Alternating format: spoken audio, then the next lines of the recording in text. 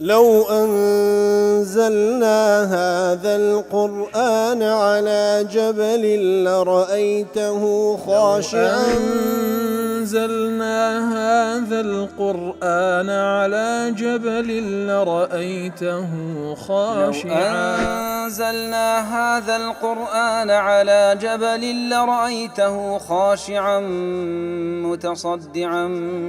من خشية وتلك الأمثال نضربها للناس لعلهم يتفكرون.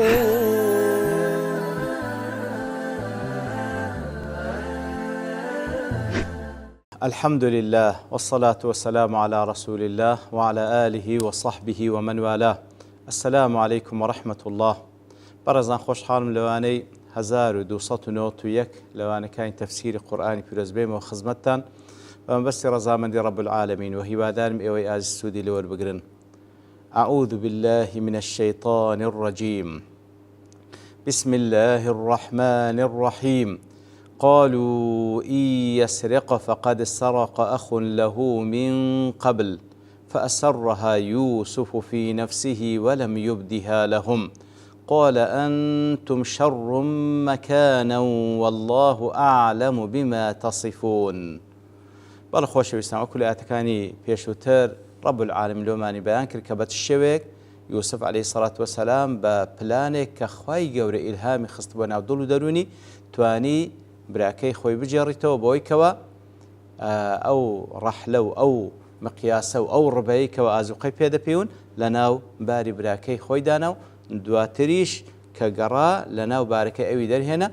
ئیتر کە لە دوای باری بەنیامێن دەریهێنا لەو لەحزەیە براکانی تر چیان گوت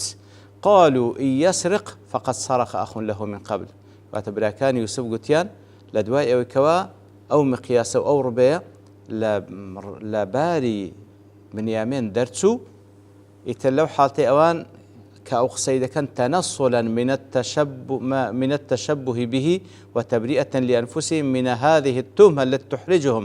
لێرەدا ئەوان دێن ئەو قسەیە دەکەن لە بۆ ئەیکەوە ئەوان هیچ ئاگیان لەو شتانی ئەوان بەرینە لەو تۆهمەیکەوە ئەوان پێ ئیحراز بووینە ئێستا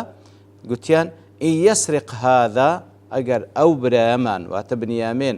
دزی بکە فەلەیسە بغەریب من بەڕاستی غەریب نییە کە ئەو دزی بکە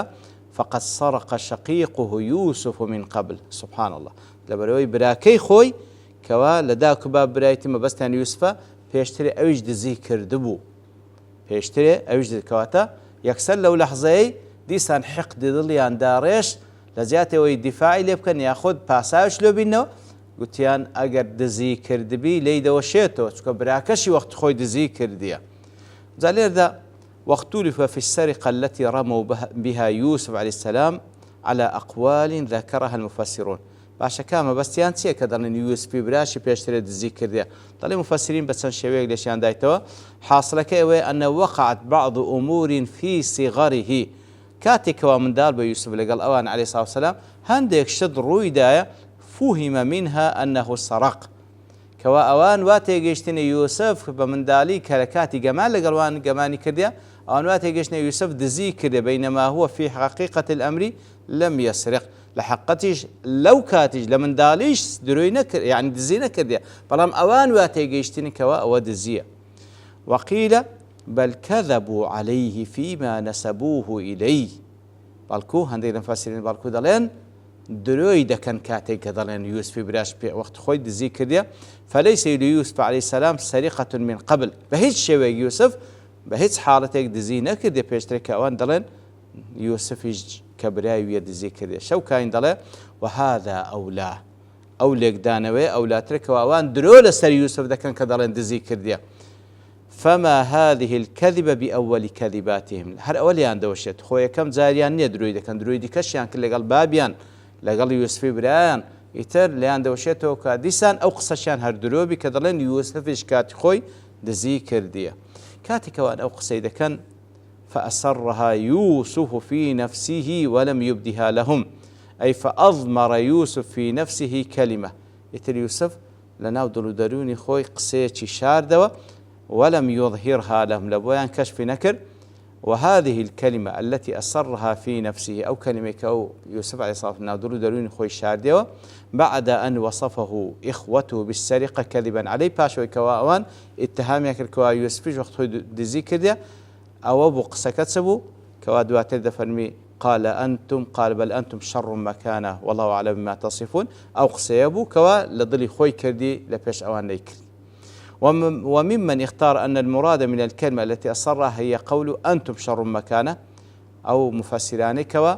أو هان ليك دايتو أو كلمة تسبو يوسف شاردي والنا دورو دروني لبواني باس نكر زورك المفسرين دالن أو كلمة كوا دواتر لأت كباس كرا كقوتي لنا ضل دروني خوي فرموي أنتم شر مكانه أو مفسران تشينا مقاتلي كرو سليمان وابن جرير الطبري وزجاج وبغوي وزمخشري وابن كثير ولبياواني سلفش كوا هاي ليك دنوا وكو ابن عباس لرواياتك كوا ديد جرنو هروا قتاده هندي شي دل معناه كيف أضمر يوسف في نفسه اتهامهم له بالسرقة وكظم غيظه ولم يظهر لإخوانه كذبهم عليه. هنديش لم فاسين دل أصلا أوي كوا شاردي ونادر دروني أو أبو كوا زوري بينا خوش بك أوان اتهامي ده كان بدزي توربوني خوي خواردو لبو أواني در نخس كوا أنجو دروي ده كان كدلين يوسف دزي كرديا يتر أواني كوا بوشوي لك دنوا وكو واحدي وأبو حيان وشوكاني وسعدي وهو لبياواني سلفش ابن عباس خواهي يقول لخوي باب رازمي لقولك ده. ابن الجوزي دله فأصرها في يوسف في نفسه دله في نفسه أو هاء كناية كواسي قول الله سرع أنها ترجع إلى الكلمة التي ذكرت بعد هذا كواتدله فأصر يوسف في نفسه أو هاء كواتلب أو كلمة دقرته كوادواتر باز ذكره كفرموي أنتم شر مكانه كعوفي لابن عباس ذكرته دوميا ترجع إلى الكلمة قالوها في حقه عند بابين احتمال دوم فأصرها يوسف في نفسه دله لبو أو كلمة كأوان قوتيان لدجي أو كقوتيان فقد سرق أخ له من قبل كواتا لبو أو قولي أوان دقرت هناك لبو قول يوسف كوش أبي صالح لابن عباس دجرته فعلى هذا يكون المعنى أسر جواب الكلمة فلم يجبهم عليها واتا لجواب قسكي أوان جوابكي لضلي خوي شاردو والله من ندانوا سيميان دلت ترجع إلى الحجة دقرته بحجة أي فأسر الاحتجاج عليهم في ادعائهم عليه بالسرقة كواتا يوسف عليه الصلاة والسلام حجي لدجي قسكي أوان نهينا وبالكوس كوان قلتيان دزي كرديا بلكو لا دلي خوش شارديو كوش ابن الأنباري أو هاليك دايتو بلى إنزا فرموي قال أنتم شر مكانا أنتم شر مكانا أي قال أنتم شر منزلة عند الله ممن نسبتموه إلى السرقة أنجو خرابترين مكانتان هلا الله تعالى لا مقابل أو كأنجو نسبتي دزيدة نبال أو لصنيعكم الظالم بي وعقوق أبيكم طبعا هو لضلي خويتي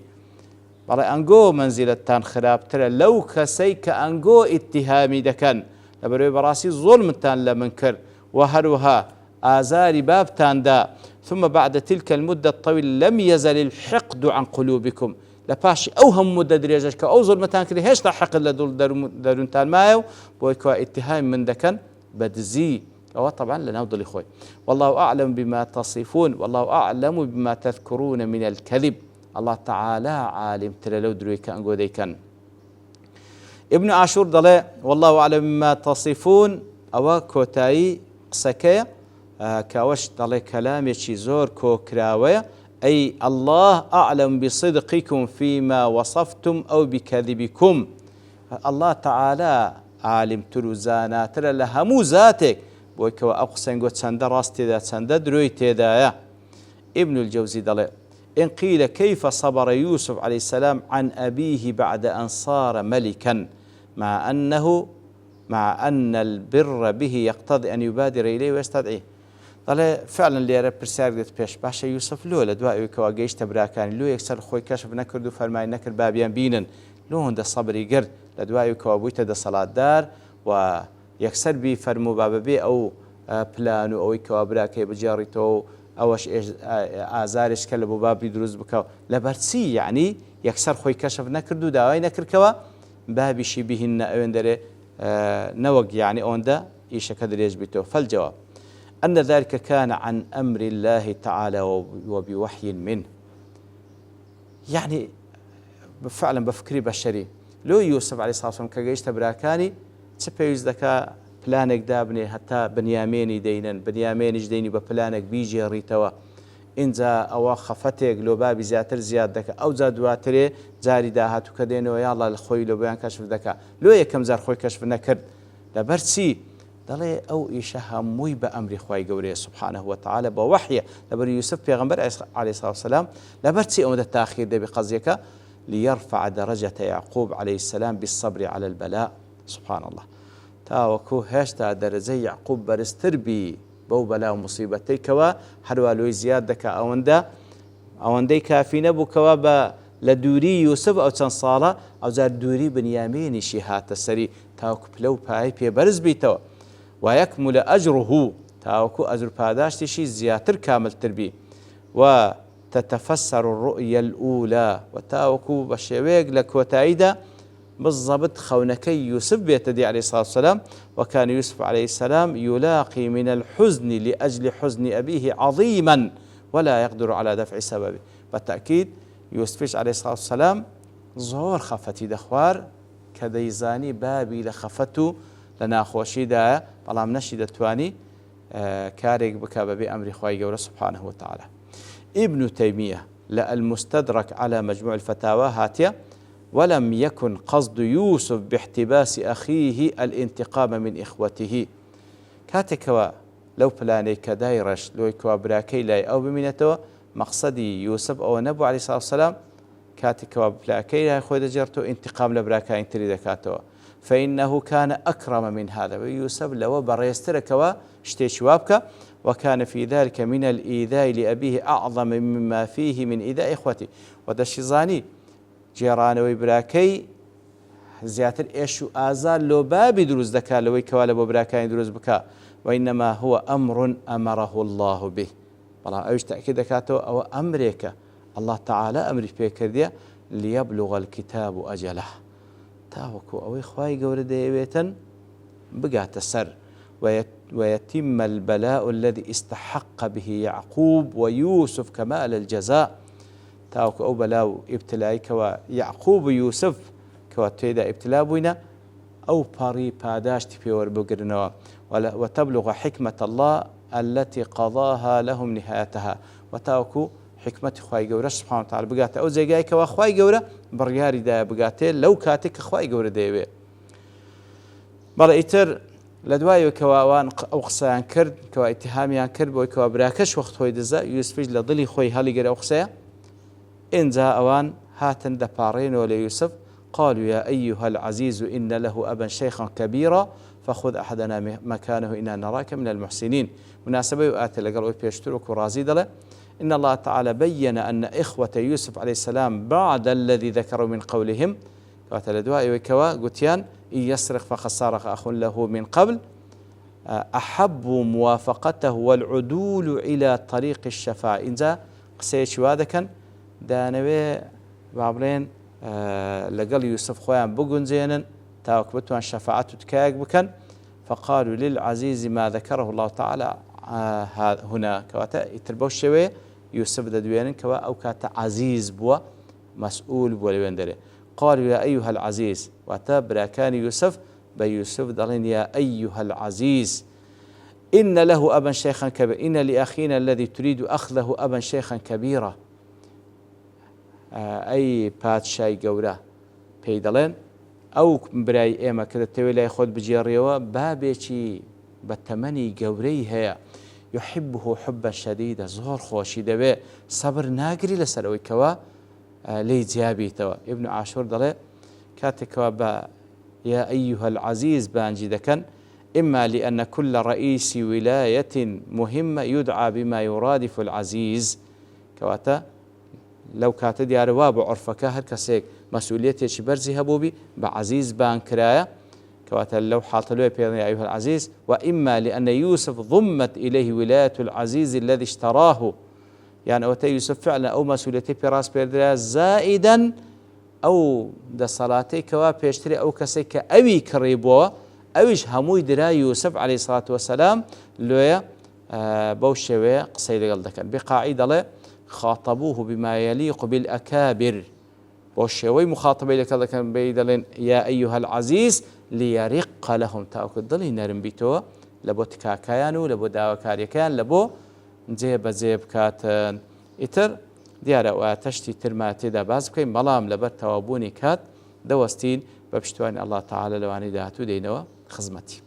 وصلى الله وسلم على نبينا محمد وعلى آله وصحبه أجمعين وآخر دعوانا الحمد لله رب العالمين. لو أنزلنا هذا القرآن على جبل لرأيته خاشعا أنزلنا هذا القرآن على جبل لرأيته خاشعا أنزلنا هذا القرآن على جبل لرأيته خاشعا متصدعا من خشية وتلك الأمثال نضربها للناس لعلهم يتفكرون